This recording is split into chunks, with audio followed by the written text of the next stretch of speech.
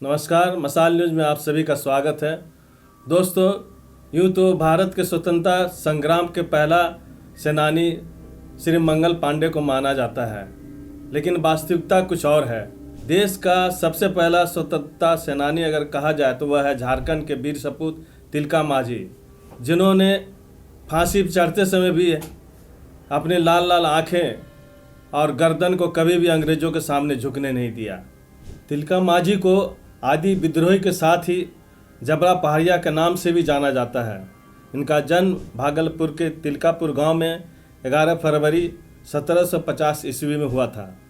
तिलका ने किशोरावस्था में ही अपने समुदाय पर अंग्रेज़ों और महाजनों का अत्याचार को भली भांति देखा था।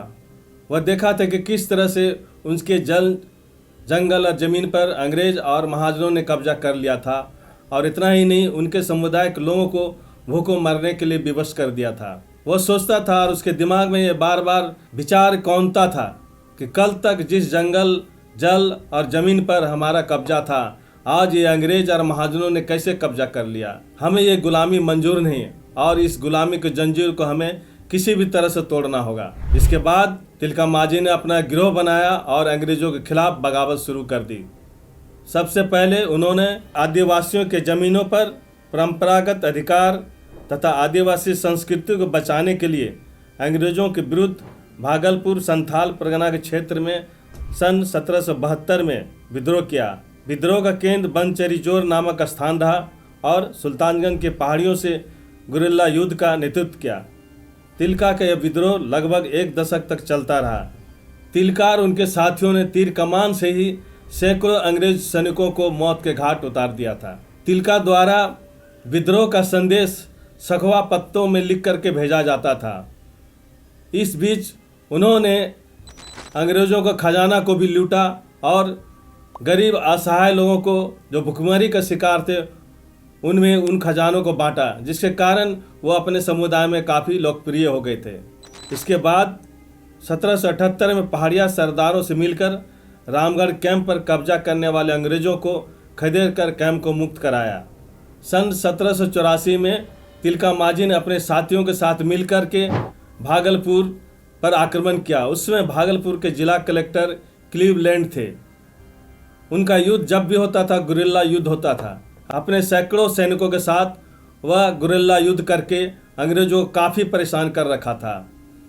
एक युद्ध में उनके तीर से, तिलका मांझी के विषैले तीर से क्लीवलैंड घायल हो गए। इसके बाद उसकी मौत हो गई।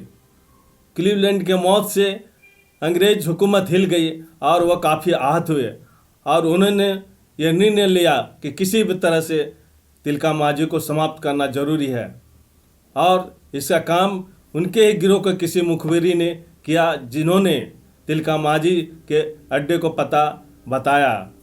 दोस्तों, 12 जनवरी 1785 में अंग्रेज अधिकारी आयकर कूट के नेतृत्व में हजारों सैनिकों ने तिलका मांझी के गुरिल्ला सैनिकों पर आक्रमण किया।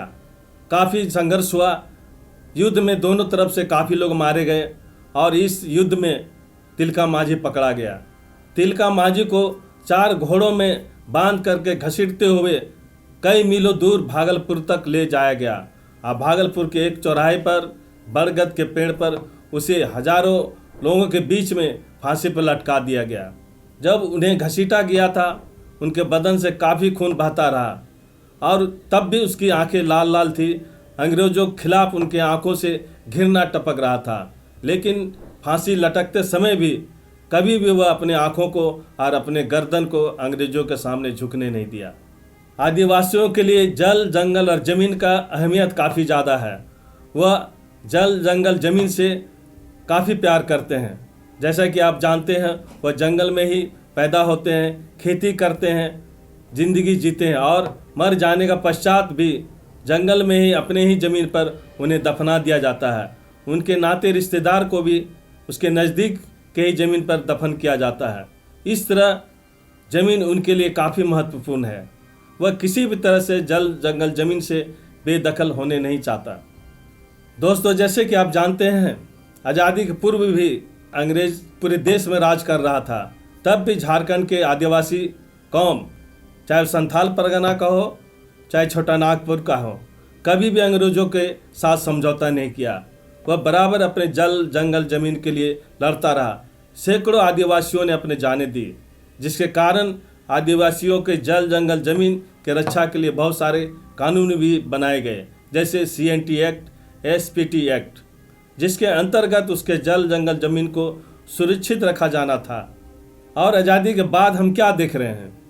ये सरकारें आदिवासियों को जल जंगल जमीन से लगातार बेदखल करता आ रहा है, और वह जल जंगल जमीन जो आदिवासियों का होना चाहिए, चंद पैसों खातिर ये सरकारें वह जल जंगल जमीन पूंजीपतियों के हाथों चंद पैसों में बेचा जा रहा है। दोस्तों, आज़ादी के पूर्व जो भी संघर्ष होता था वह हथियारों के बल पर संघर्ष किया जाता था, लेकिन आज़ादी के बाद संविधान है, कानून है, और कानून के तहत ही आदिवासियों को जल जंगल जमीन के रक्षा के लिए संघर्ष करना पड़ेगा। एक बार फिर से आदिवासी कौम में तिलका मांझी, बिरसा मुंडा और सिद्धू कान्हू को जन्म लेना पड़ेगा।